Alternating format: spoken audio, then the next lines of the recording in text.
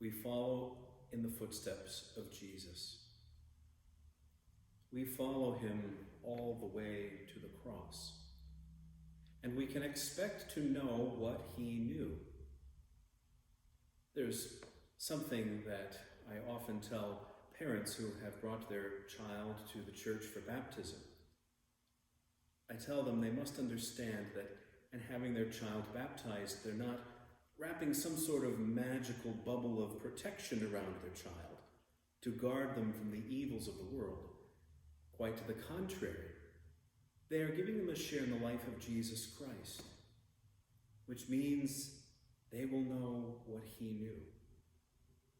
And indeed, we are baptized. We come to Jesus. We enter into his life in the hopes that we will know the resurrection.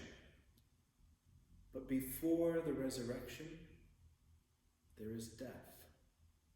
There is crucifixion. There is injustice. There is pain.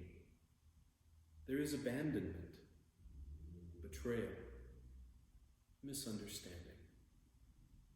Jesus knew all of these things in the world, and we hear him here saying to his apostles, "You're going to know it too." No slave is greater than his master, after all. On the one hand, that can actually be a bit of a consolation to us as Christians. Maybe, for example, we have anxiety over the fact that we've been trying to bring someone to the Lord and they're just not interested, or they just don't get it, or they don't accept him. It can be a helpful reminder to us to recall that there were people who opposed Jesus to his face. It is not always our fault if we are rejected, or our ideas are rejected, or if when we try to share the gospel, it is rejected. Sometimes that's just where people's hearts are at. On the other hand, it's also important to keep in mind that in the love we discover through our bond with Jesus, by living in accordance with the gospel, the freedom, the love, the life that we come to know, that is precisely something at odds with the world. And we must not have any delusions about this truth. We have to understand that, especially if we have come to the gospel later in life, and I don't necessarily mean that you have entered the church later in life, or that you were baptized later in life.